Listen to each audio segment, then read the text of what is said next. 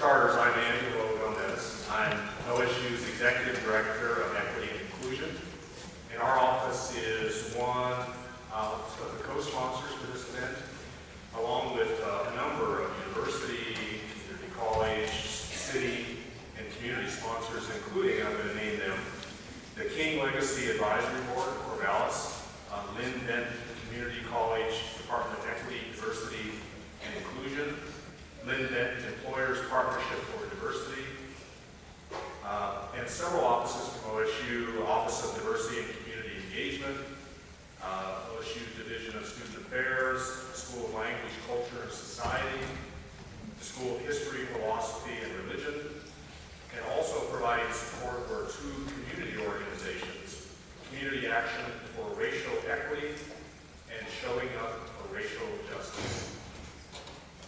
The reason I name all those sponsors and supporters is because this group, this partnership, reflects a growing partnership of many, as you can see, community partners that are working together, or come together to work towards a common vision. A vision for an optimally equitable, inclusive community. And we at OSU are very excited to be part of this partnership and excited about the possibilities that it creates. This partnership reflects an understanding that we cannot achieve our common vision without working together, that we cannot achieve the vision without taking on the issue of racial inequity and without sustained efforts.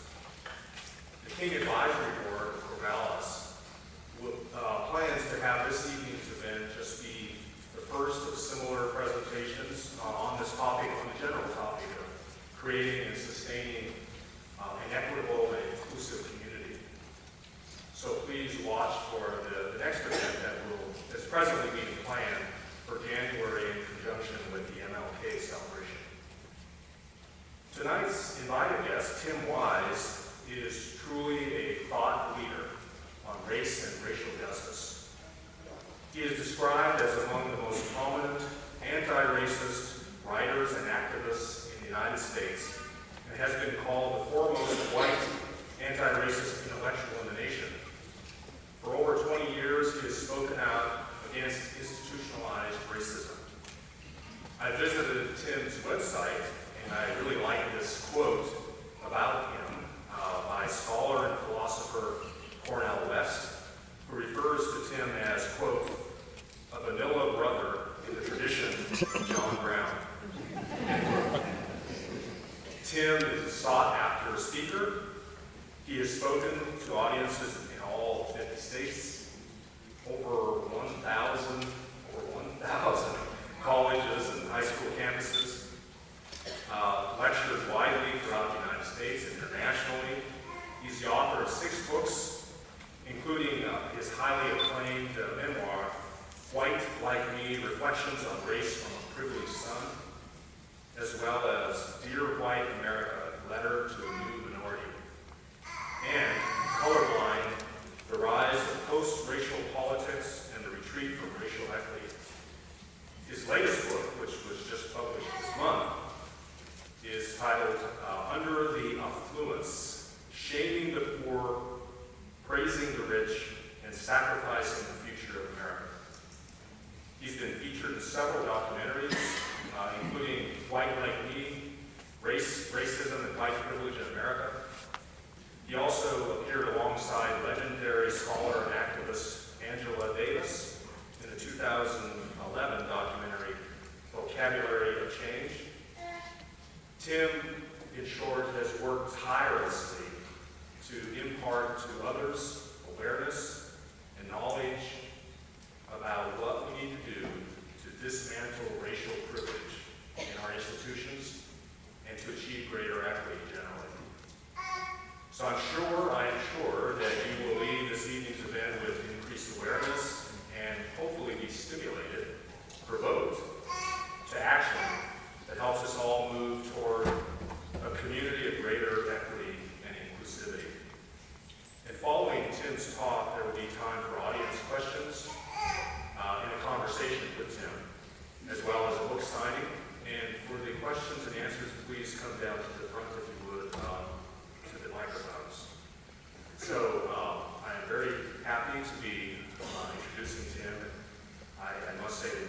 fortunate to have him with us tonight. So please join me in welcoming Tim Wise.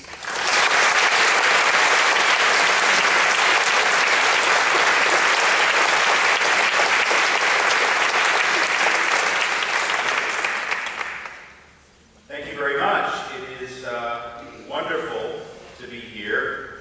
I want to thank all of those organizations. That was quite a list of folks who are responsible for making this possible in the sense of having co-sponsored the activity. So thank you for that. I want to particularly, not because I'm trying to play favorites in that list, because they're all amazing organizations, both on campus and off.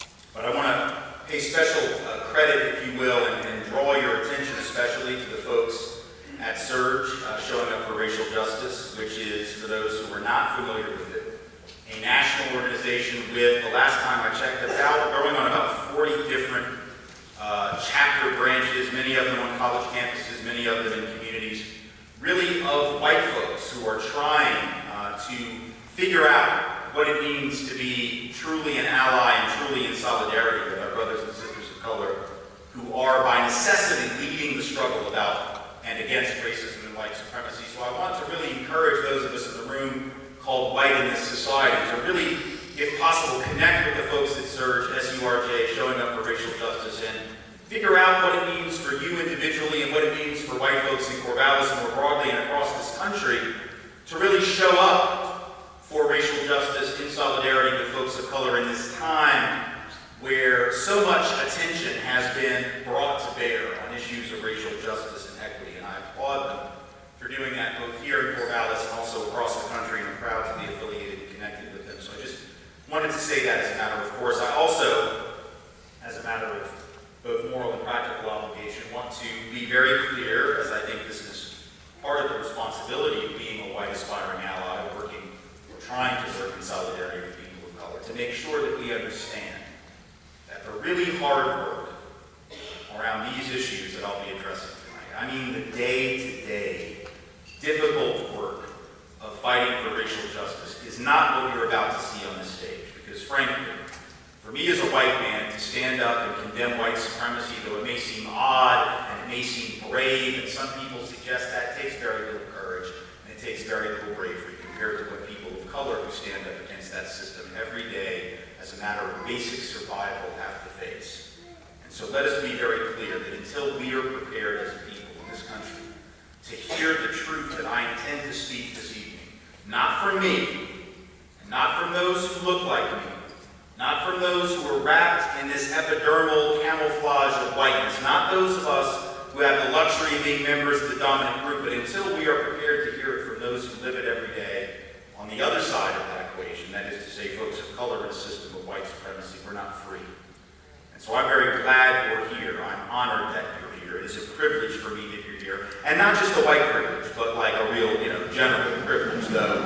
It's a white privilege too, and I'm clear on that. But it's more than that, right? White privilege plus in that. But honestly, we need to be prepared to hear hard truths from folks of color. Just like men need to be prepared to hear hard truths about sexism and patriarchy and rape culture, not just when other guys tell it, but when women tell it. Just like straight folk and cisgender folk need to be able to hear truth about transphobia and straight supremacy and heterosexism, not just when straight allies and cisgender allies say it, but when LGBT folks say it. Just like people with money need to be prepared to hear what working class and lower income and poor and struggling folks say about the class system. It isn't enough to listen to it when people with money say it, right? So just want to say that sort of as a disclaimer, not to take away from whatever brilliance I'm about to drop right here, because it's some good shit. Like, it's not.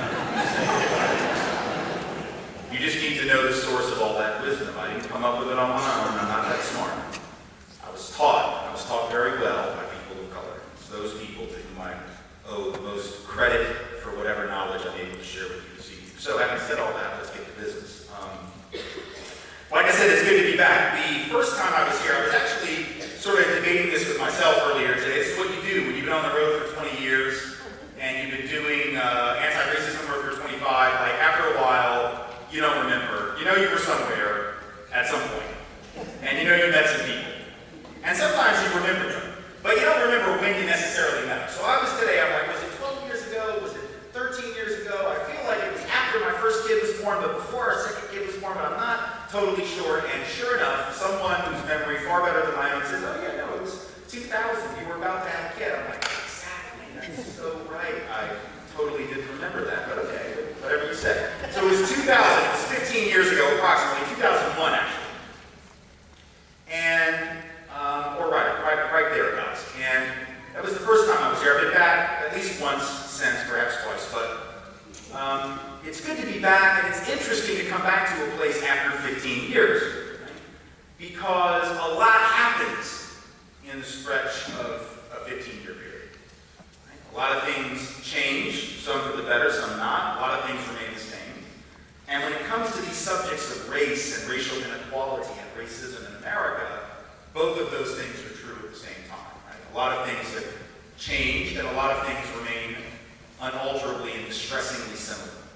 Let's talk about that a little bit on both sides of that ledger, so we have a clear sense of what we need to be focused on, not just this evening, but as we go forward. On the one hand, I think it's fair to say that a lot of things since 2000, 2001 have changed in the sense that we are more focused, I would argue, in many ways today on issues of racial injustice and inequality than we were 15 years ago as a nation. Now, we're not always focused on it in a good way, in a productive way, right? But in terms of just having our national attention focused on it as a matter of news and awareness, I would say, that we're certainly more focused than we were 15 years ago. Some of that has been inevitable since the election of a man of color as president, who's brought out of the woodwork all kinds of resentments and anxieties and fears and concerns, right? It brought out people who were both supportive of the president and pushed issues of race to the forefront, also people who were hostile to him and pushed those to the forefront, perhaps in a negative way. And of course, it brought out those people who were insistent that precisely because of the election of said man as president of the United States,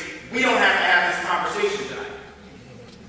Because as you know, racism is dead because he's been president for 7 years. So, newsflash, in case you weren't clear.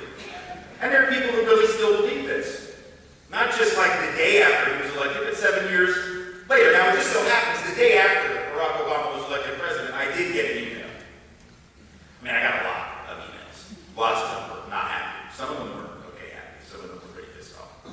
And this one guy wrote me an email the very next day, basically to let me know that my job was over. But he didn't say it like that. It wasn't like, congratulations, you can retire. It wasn't like that. It was this unhinged email written in all capital letters in red font, which is to say, unhinged. I'm used to hostile emails. I will probably get some after tonight. Okay, here's a pro tip. If you're going to write me some pissed off stuff, just take the cap block off, sweetheart, and do it in black font. That's all I ask. That's all I ask. That's all I ask. I don't need to see the crazy in your email. I don't need to see the red font, the big capital. I just delete that now. I got other stuff to do. Okay? But in 2008, the day after the election, I get one of those emails and it says, ha ha ha ha ha! Well, it's like 6 in the morning. I haven't even had coffee. I've had 4 hours of sleep. Why, in the name of God, are you screaming at me? And he proceeds to say, well, now, guess you have to get a new hustle. Oh, yeah. A new hustle. Because that's what this thing is. That's what fighting racism is, right? I remember being 22 distinctly, sitting there after college graduation thinking to myself, what is going to be my hustle? What the hell am I going to do? Done with school? What the hell am I going to do? To get rich and famous and powerful? Oh wait, I got it. I'm going to fight white supremacy because that shit always works out. That's a low-cost profession. No pushback. That's low stress. Let me just do that. But that's what this kid thought. So now, those of us who do civil rights and anti-racism work because a black man had been elected president no longer had work to do. Isn't that interesting? And he said that. He said, how in the world do we still have a problem with racism when a man of color can be elected president? I don't know. Let's think about it for a second, shall we? Doesn't take a lot of processing, so we won't spend a lot of time on it, but it's worth noting. How can we have a problem with racism when a man of color can be elected president? I don't know. Maybe the same way that I'm guessing Pakistan still has a problem with patriarchy, even though Benazir Bhutto, a woman, was elected there not once but twice as the head of state. She has since been assassinated, so that lets you know how much some folks like her. But we did see a woman elected in that country twice, but I'm guessing that not a single woman in this crowd actually is planning after my talk tonight to go back to your apartment or your house or your residence hall or wherever you live and just say, like, screw it, I'm packing my bags and I'm moving to Corvallis.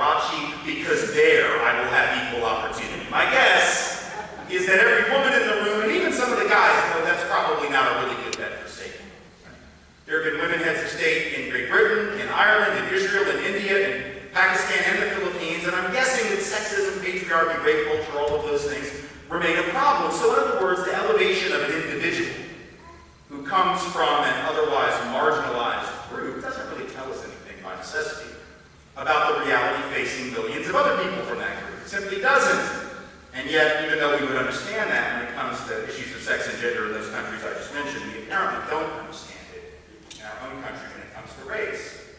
So obviously we can't draw these big picture conclusions from individual accomplishment. But people try, and they say that we don't have to talk about this. And yet our attention is riveted to it, and increasingly so. If you think about the last 15 years, we are now certainly having more attention paid to immigration and more hostility aimed at new immigrants, but only certain immigrants. Only those from south of one particular border, never north of another one. Like the Minutemen never camp out across the border from Vancouver with guns, trained on those crafty Canadians who are planning on sneaking in to take advantage of our superior private healthcare system. Those sneaky Canadians coming in to get their MRIs. Damn them. Right? There are no Minutemen in dinghies off the coast of Nova Scotia shooting at Canadians as they come over, trying to sneak into Maine or whatever the hell you have there. Right? We only care about the brown-skinned folk coming from south of an artificial border created after a war of aggression that this country started on false pretense. And yes, I know that's not what they taught us in middle school history class, but they lied, because that's actually how it went down. So when Mexican folk come back to that part of the United States called the Southwest, they're just coming home. Know that. Know that. And then we tell them they can't, you see, because we won a war, and that's how justice rolls. We won a war, and so now you don't come home. Isn't that interesting? Like if I were to come to your house, throw you out of your home, take all your shit and put it on the street, and then you were like, can I get back in and get my stuff? And you were like, no, I changed the lock. But we call that justice. Well, that's what we do as a country, right? We win a war, then we sign this thing called the Treaty of Guadalupe Hidalgo, which actually extends to the descendants of those who lost their land certain rights that we've never actually seen fit to administer to those descendants of those who lost their land, and then we call that justice. And then we have fools running around saying, we're going to build a wall. But not just any wall. A wall like you wouldn't believe. What the hell is a wall that I wouldn't believe?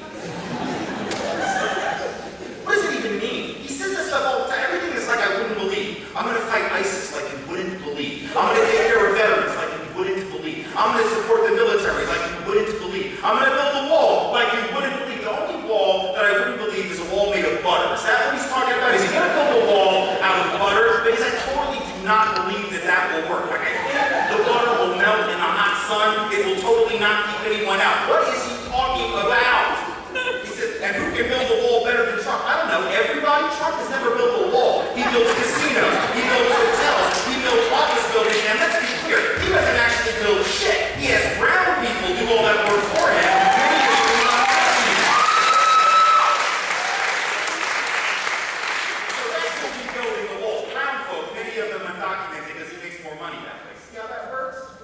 But he demonizes those who actually do the hard work for him while he sits around firing people, pretending that he didn't inherit $10 million from his dad's business. Little Lord Fauntleroy wants to be president, and that's loved it. Only in America. And only in America, only in the United States, do people flock to that. And say things like, well, he's a billionaire, so at least he can't be bought. Yeah, because he's buying you. That's sort of the point. Rich people can't be bought, but they can buy everybody else, right? That's sort of the point. We'll get back to it. I'm just having fun. I'm just looking for some Twitter hate. I haven't been blasted on Twitter. And he has such thin skin that even somebody like me, who he's never heard of, will set his ass off. So stay tuned. Because as of tomorrow, I'll be some loser who deserves to be destroyed. Just having fun. We have all this attention being paid to immigration by people like that, and so in a sense, our attention to issues of race is being riveted right now. We certainly have attention to race and racial inequality as a result of the disproportionate killing of young black and brown men and women, not just African American, but also indigenous Native North American brothers and sisters, who are actually the group in this country with the highest per capita rate of being killed by law enforcement, especially when unarmed, as well as our Latino and Latina brothers and sisters. And so, and we'll get back to that also, but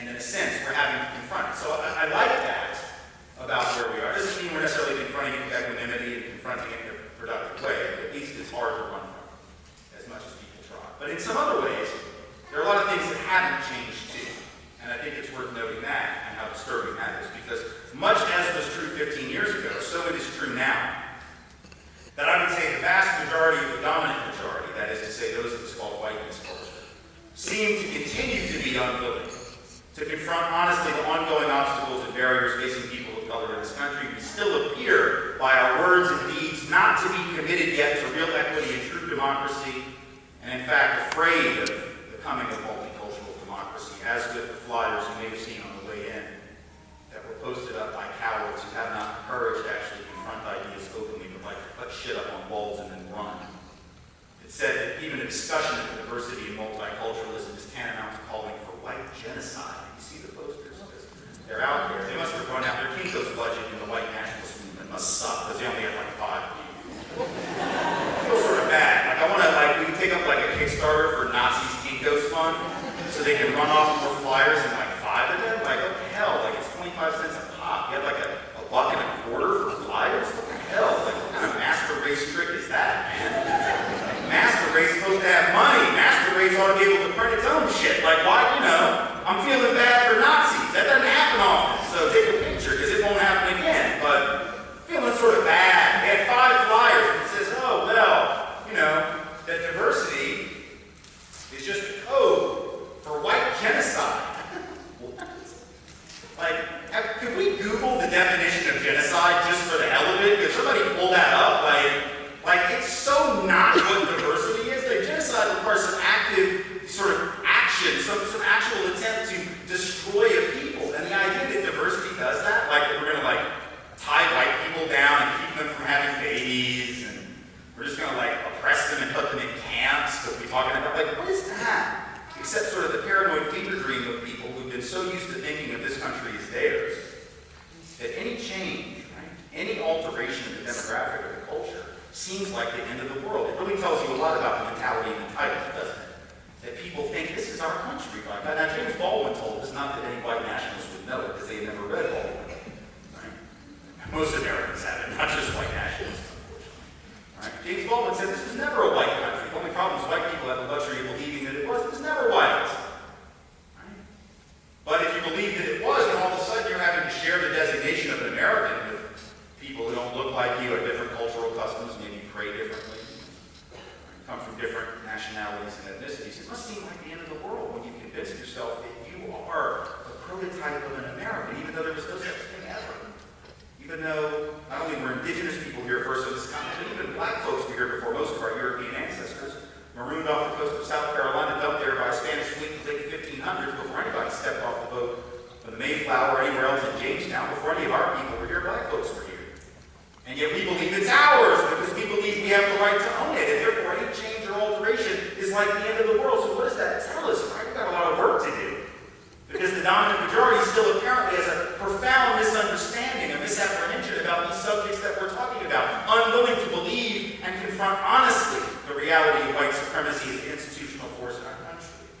Not only that, the vast majority of whites, according to the survey data, once again, I'm not making it up, are willing to tell pollsters that not only do people of color have equal opportunity, they apparently have more than we do. That's what they say.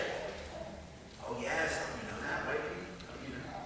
Don't you know that we're the real victims of discrimination and racism? Now, don't you know that we're the oppressed, that we are the marginalized? Don't you know that? Because that's what it said in the survey done by folks at Harvard University, where white folks said that white people were more likely to be the victims of discrimination than people of color. The real problem was quote-unquote reverse racism, that they are getting all the opportunities and we are the ones without them. This is fascinating for what it says about people's utter disconnect from the world in which they currently breathe. I got an email from one of these kind of people the other day. 3 weeks ago, this young man writes and he says, white privilege, what are you talking about? I can't find a job. I haven't had a job for 20 or 30 or 40 weeks. You know why I can't find a job? Because all the jobs are going to people of color. Oh, really? That's what he said. Black and brown folks are taking all the jobs. Now, I should point out, the very same people who say that are usually the ones who also will say out of the other side of their mouth that people of color are lazy and don't want to work at all. Okay, pick a prejudice. You cannot have both of them. This is just basic logic. People cannot both take all the jobs and be lazy. Because if you took all the jobs, you're like the opposite of lazy. And if you were lazy, I'm pretty sure you didn't even take one job, let alone all the jobs. I do not ask much of bigots because I expect virtually nothing. But the one thing that I do expect of bigots is a little consistency, please. I do not like moving targets among my races. I want you to stay in your lane, pick a prejudice, and let me take aim at it. I really don't like the inconsistency. It makes you look bad, and I'm just here to help.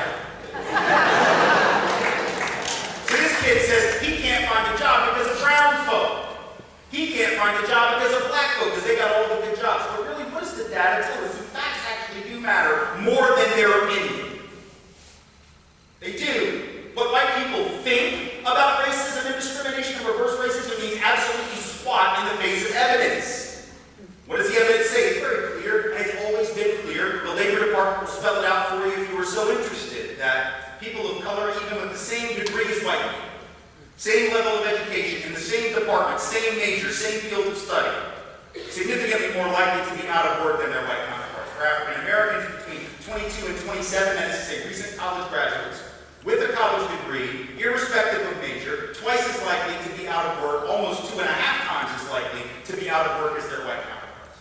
Latinos with a degree, 50% more likely than their white counterparts to be out of work. Asian Americans with a degree, 25 to 30% more likely to be out of work than their white counterparts. Indigenous, Native North American folk, men and women both, 65%, roughly 2/3 more likely to be out of work than their white counterparts, even with a college degree. So, whatever jobs black and brown folks are taking from white people, they're clearly not taking them far.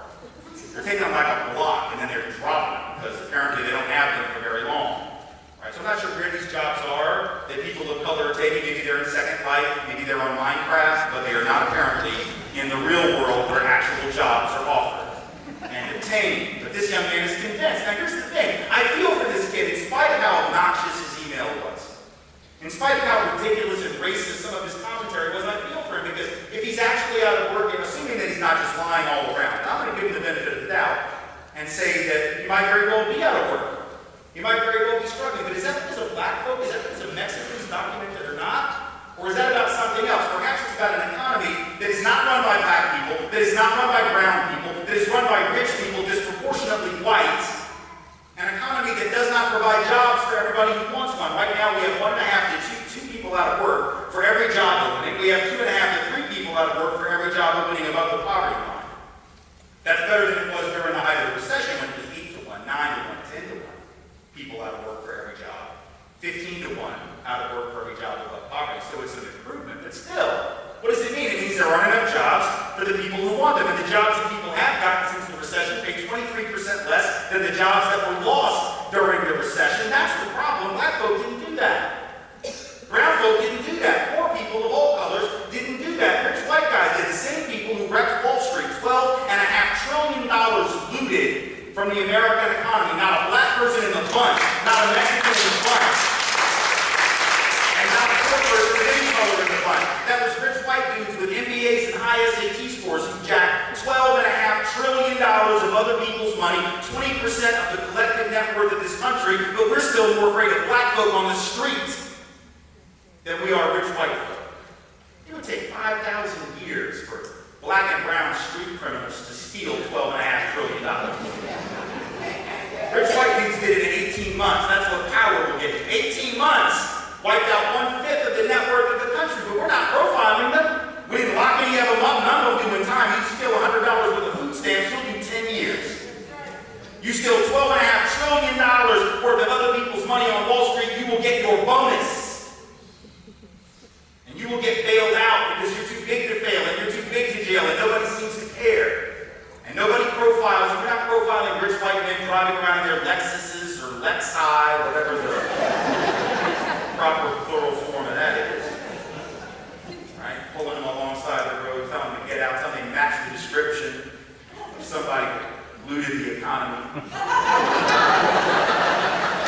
got to report that somebody like you stole $12.5 trillion, so spread your ass on that car. Don't talk back, I will tase you. None of that happens.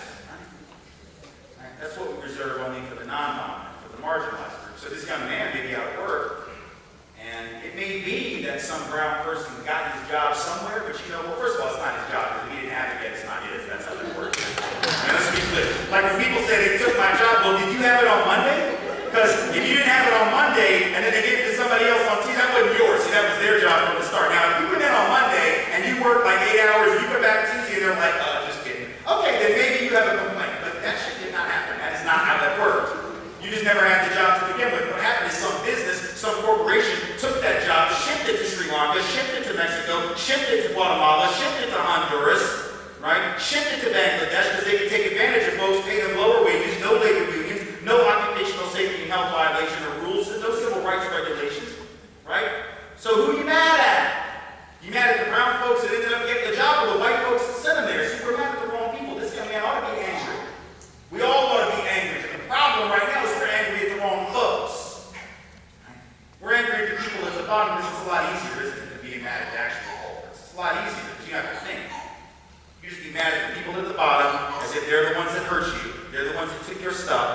anything. They don't have the power to do anything. They don't have the power to wreck the economy. Only people at the top have that.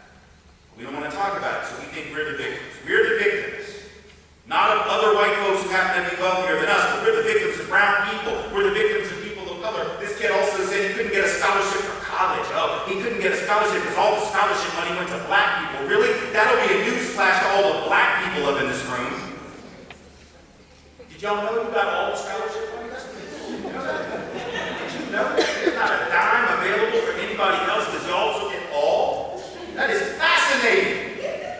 Right? And completely wrong. Right? The actual truth of the matter is that only 0.25% of all the scholarship money in this country is set aside for people of color generally, not just white folks, all people of color. And that's not even public, state-funded, sponsored scholarships. That's private money. 0.25%, that means white folks, we can compete for the other 99.75, but apparently that's not enough.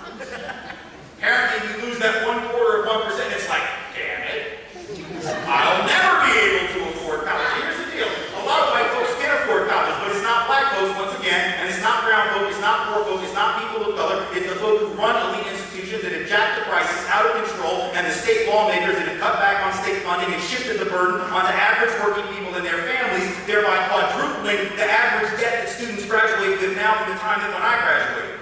That's the problem. Poor people didn't do that.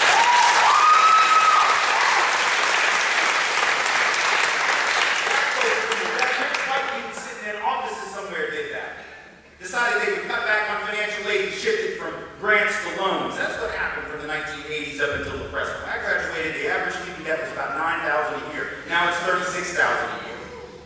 Because what states have done is they've cut back on their subsidizing of education, shifted the cost of tuition and fees, laid those on average working folks. We have a country that doesn't believe in education as a right. We believe in education and healthcare and food and housing as commodities. As things that you have to compete for, just like you have to compete for a cell phone or a big screen TV. Not recognizing the difference between those things that you need in order to live a sustainable life in the modern era and those things that are luxuries. We treat them all like luxuries. We treat them all as afterthoughts, as things that you either get or you don't. If you don't, too bad for you. We're the only modern Western industrialized nation that has that opinion, apparently. But we cling to it very jealously, and then we turn around and we blame the folks that have even less than us. We blame the folks that are struggling even more than we do. This is how racism works. This is how the class system works. It pits working class and struggling white people against working class and struggling black and brown folks and calls that fairness. And calls that justice. The rise of Donald Trump is indicative of that. It is the ultimate lens into the history of race and class manipulation in this country. Rich white people telling poor white people that their problem is poor brown people. That's the whole history of America. You want to know what America is about historically? That's it in a nutshell. Rich white people telling poor white people that their problem is poor black and brown people. Period. That is American history from the colonial period to the present. All the rest is commentary. That's a little bit of a little Talmudic reference because, you know, Jewish things, so I had to slip that in. Right? All the rest is commentary. That's it. Like, that's the whole history. Right? It's about rich folks telling poor folks to blame other poor folks so that we don't pay attention to rich folks. It's fascinating. It's deep. And this denial is intergenerational. This inability of white America to see the problem. Right? This inability of white Americans to believe what people of color tell us about racism. We're so busy bashing them and thinking they're taking away all our goodies and all our joy and taking away our country. It's not just a 15-year process or a process that's going on right now. It's been going on for a long time. So if you go back even to the early 60s, at a time when this country was a formal system of racism, formal apartheid, formal white supremacy. Civil rights laws hadn't even been passed yet. Civil Rights Act passed in 64, voting rights in 65, fair housing in 68. Go back to 63, before all of those, the year of the March on Washington, the year of the bombing of the 16th Street Baptist Church in Birmingham, the year of the killing of Medgar Evers, Mississippi NAACP chief in his driveway in Jackson, the year that George Wallace stood in the schoolhouse door at the University of Alabama and proclaimed segregation today, tomorrow, and forever. It's sort of a high watermark of the struggle. And yet when Gallup, the polling organization, asked white Americans if we believe that people of color, I think they used the term racial minorities at the time, if racial minorities were treated equally in employment, housing, and education, 2 out of 3 white folks said, oh yeah, sure. I want you to think about that. This is at a time when people are getting killed all the time on the news. People are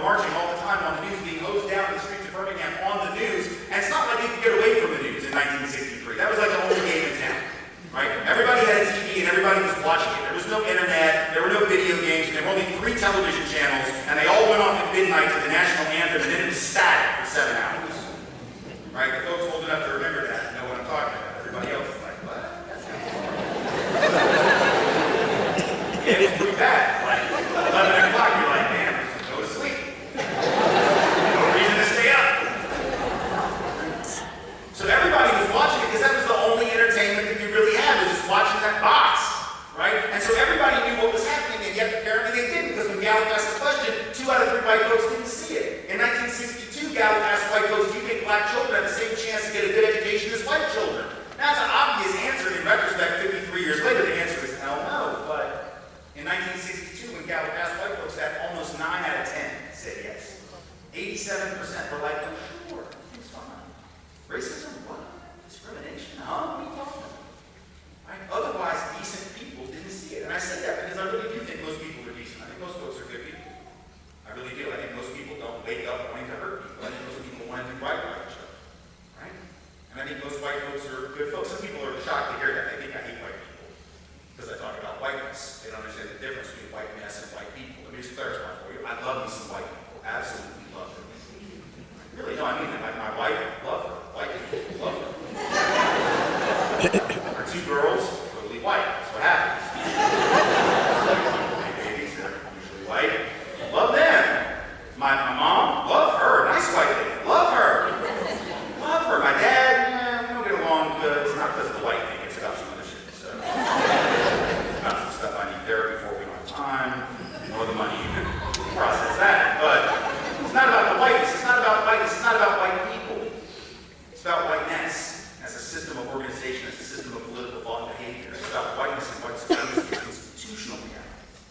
Right? And so good people can get sucked into these bad systems. And so when you see those Gallup numbers from 62 and 63, how do you make sense of that? The only way that I can is to say that the reason that white folks didn't know better wasn't because we were bad people.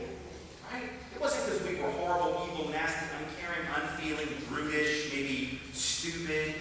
Right? It wasn't that. It was, to my way of thinking, this is the only explanation I can come up with that makes sense. It was just that we didn't have to know any better. Right? To be white meant that you didn't have to know black and brown truth, because you weren't going to contest it. Right? You could be deemed competent in this country for any job that you wanted. A teacher. Hell, you could be a teacher in a black school and not have to know a damn thing about black reality. You could be a teacher in a Native American reservation and not have to know anything about their indigenous reality. You could be a doctor serving those individuals in those communities and know nothing about their historical relationship to the medical profession. You could be a social worker. You could be a lawyer. You could be a whatever and not have to know the truth because it wasn't going to be on the test. You could be oblivious to the lived experience of millions of your countrymen and countrywomen and suffer no consequence. Think about what that means, because see, that hasn't changed. Has it?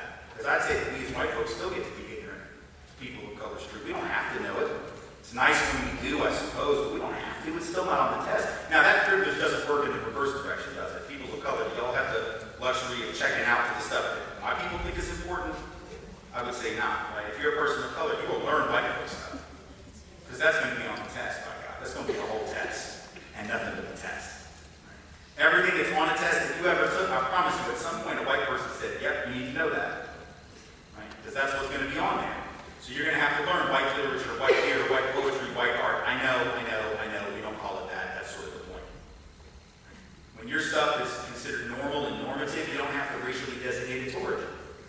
You don't have to call it white literature, you just call it literature. Theater. Poetry. Art. For those who are still a little confused about this is sort of why we don't have White History Month. Because we got a bunch of them. They just go by really tricky names, like May, June, July, August, and September, pretty much every month. Designated for somebody else. Oh, that's ours. We're going to learn about whiteness. We're just not going to call it that. That's how privilege operates. That's the dirty little secret of it. So we don't have to know the truth. And it's not just race where this is true, by the way. It's true with any identity. Men don't have to know the reality of patriarchy, rape culture, sexism, right? LGBT folks know, straight cisgender folks don't have to know about straight supremacy, transphobia, etc. Whenever you're a member of a non-dominant group, you have to know things the dominant group doesn't. And every one of us in here, I guarantee you, is a member of at least one dominant group. So we all have some area where we've got a big blind spot around these issues of privilege and opportunity, right? Even for those who are people of color and women and maybe LGBT and whatever else, maybe working class, if you're able-bodied, just that is a form of privilege, correct? Because it means you get into buildings like this, you're not having to think about how you're going to get in or get out if God forbid there's a fire, right? That's a real advantage. It doesn't make you a bad person if you don't think about that, right? For those of us who are able-bodied, the fact that we don't think about ableism much, or like for those of us who are hearing, we don't think about autism and discrimination against the deaf community. Like the other night I was speaking and we had translators. We don't have one tonight. Now, I'm not blaming anyone for not having one, but I'm just saying, like, what does it mean? Right? Like for those of us who are hearing, we can take for granted we can go to a lecture and we can listen to it and we can get the message.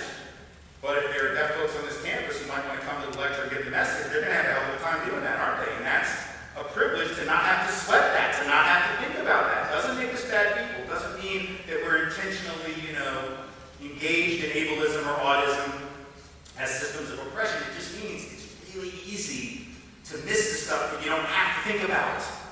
Right? It's like I'm oblivious to calculus. You know why? Because I didn't take it. You know why? Because they didn't make me. And if they didn't make me, I sure as hell wasn't going to take calculus. That was my thinking as a high school student, because I knew I wasn't good at math and I wasn't going to take it. I actually planned my whole academic history so as not to have to take it. That's how smart I am. I'm a genius that way. My God. I remember being a freshman in high school and they're like, you got to take 3 years of math. I'm like, oh God, how do I do that and not take calculus? Oh, I know. I'll take algebra 1 over again. That's what I'll do. And then I'll take geometry and I'll take algebra 2. I won't even take trig. That's how smart I am. And they didn't make me, so I don't know it. Which is to say that if I were to stand up here and try to teach you calculus, you would know instinctively that I didn't know what I was talking about. And for those paying attention, you would say, wait, didn't he just tell us that he didn't take the class? Exactly. But that's exactly how identity works in America, isn't it? Those of us who are white like to believe that we actually see racism more clearly than people of color, and we never had to take the class. Got me? Those of us who are men think we actually have to tell women something about sexism and rape culture, and we didn't have to take the class. People with money act like we actually understand the class system and economic justice better than poor people, and we didn't take the class. You see where I'm going with this? When you don't have to take the class, you're oblivious to the reality that people that had to take it just as a matter of survival. It is, in short, the blue pill from the Matrix. You've seen that film, and if you haven't, you should. Even though Keanu Reeves is in it, still see it. It's his best work. And Lawrence Fishburne's in it, so that's always good. And there's a scene early where Morpheus, Lawrence Fishburne's character, offers to Neo, Keanu Reeves' character, 2 pills, one blue, one red. And I'm paraphrasing now, but essentially the conversation goes like this. Choose a pill. If you take the blue pill, the story ends, and you can remain oblivious to everything that's really going on. That's what most people do. They don't want to know the truth. They'd rather die than know the truth. Or you can take the red pill, and you can have enlightenment, and I can take you down the rabbit hole, and I can show you just how deep it goes. So he takes the red pill, and he starts to see everything that's been happening about which he had been previously unaware. The Matrix is an almost perfect metaphor for white supremacy and for patriarchy and for the class system and all these systems of inequality rooted in identity. Because when you are the dominant group in any of those areas, you are on the blue pill. Not only are you taking the blue pill, you're like on a blue pill IV drip and don't even know that it's in your arm. Right? It's like walking around with this clunky IV drip and you're, I don't even know. And then people of color come up to us as we're going, don't you see this racism? And we're like, no, and then guys, like women are saying, don't you see sexism and rape culture? And we're like, no, blue pill. And I know that like in the modern era, being a man on the blue pill means like a whole lot of different shit now. The Matrix, I get it. And you can thank modern capitalism and pharmaceutical marketing for the fact that you got that joke. So kudos, Pfizer. Nice. Right? Not talking about that blue pill, talking about the Matrix, just saying, right? People who are straight and cisgender can be on the blue pill and be oblivious to transphobia and straight supremacy. But you just have that luxury. That's what, when I talk about white privilege, that's what I'm talking about. More than economic and material well-being, though it's also that for sure. I mean, the typical white family has 15 to 17 times the net worth of the typical black family. It's not because we work 15 to 17 times harder, for God's sake. We have 12 times the net worth of the typical Latino family, not because we work 12 times harder, for God's sake, because of a long history of unequal opportunity to accumulate stuff. So, I'm not saying that material things aren't important to the issue of privilege and inequality, but really that psychological edge is even bigger, right? That ability to just not even have to process things you don't want to process. Think about that with regard to policing, both historically and today, because this is one of those areas where if you don't understand, because you've never had to learn the history of how people of color have experienced law enforcement versus the way white folks generally have, then it becomes almost impossible, doesn't it, to understand the movement for racial justice in policing, right? It becomes impossible to process a phrase like Black Lives Matter, because if you don't understand where that comes from and why it's so important to proclaim that in this moment, then it becomes really easy and even rational in your mind to say, well, all lives matter. Yes, precious, I know they do. But here's the difference. Some folks' lives were always thought to matter, and they were always protected in this system. Some folks, white folks, in 1790, when the Naturalization Act was passed, were allowed to become citizens of the United States the minute they stepped off the boat. So some lives always matter. We don't have to proclaim that. We certainly don't have to proclaim that white lives matter. That's clear. You have to proclaim that which is ignored, that which is not assumed. That's why it's important to insist that Black lives matter, because historically this country has said that they didn't and treated them as if they didn't.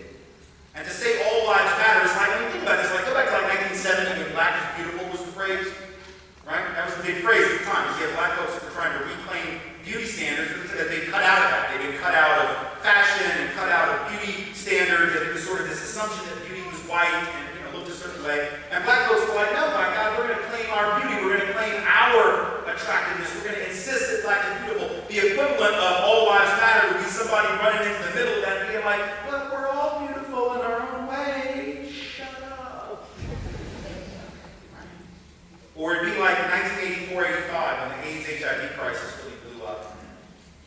You had folks like ACT UP and Gay Men's Health Crisis out in the streets demanding justice for people with AIDS, and research funding at that point still was not to come. At that point, President Reagan hadn't even spoken the word AIDS out loud. Never said anything about it until his buddy Rock Hudson died of it, and then he got off his ass and decided he would.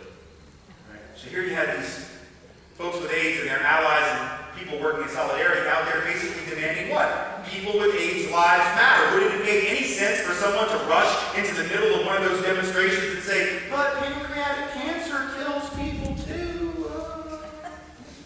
Sort of misses the point, doesn't it? Or like walking into a children's hospital cancer ward and insisting that we have a conversation about sudden infant death syndrome, sort of not the time. Right? Not because that's not also a valid issue, but because we have to talk about the stuff we don't talk about. That's why it's important. But if I don't know the history of law enforcement in black communities, I don't see that. And so for a lot of white folks, we can't understand. I come across this all the time. People would say, well, why do black people run from police? The fact that you even ask that question tells me that you know nothing about the history of this country and the role that law enforcement have played historically in black communities. They are not coming to get your cat out of the tree in black communities. They are not coming to give you a simple little ride around the neighborhood just to show you how darn exciting it is to be an officer. Right? They're not coming around like Andy Griffith, Sheriff of Mayberry, to take you down to the fishing hole. Right? That's not been the history. And I'm just talking about this as a historical fact. This is not about indicting every officer. Once again, do not start with me about that. I don't want that email that I'm not all police. Whatever. Not all white people owned slaves, but most white people didn't speak up against the ones that did, so they're implicated. Not all white folks ran a business under segregation, but very few of them boycotted the ones that did or stood up against them, so they're implicated. Not all cops killed people who were unarmed or brutalized them, but very rarely do you see any officer of the law stand up and condemn his own partner or those in his department, male or female, who do that, and as a result, I'm telling you, they are implicated. If you do not stand up and insist on something better than I'm telling you, it's not a few bad apples, it is the whole orchard, it is rotten from top to bottom, and that culture must be uprooted. But see, when we're white, we don't see that. So we say, why did they run? Why don't they just do what the cops asked? Well, you know what? Tamir Rice didn't have a choice. 12-year-old child playing with a toy gun in a park in Cleveland. Toy gun in an open carry state where he could have had a real gun. Playing with a toy gun, cop rolls up on him, lies about it, and says that he gave Tamir Rice 2 or 3 different warnings to drop the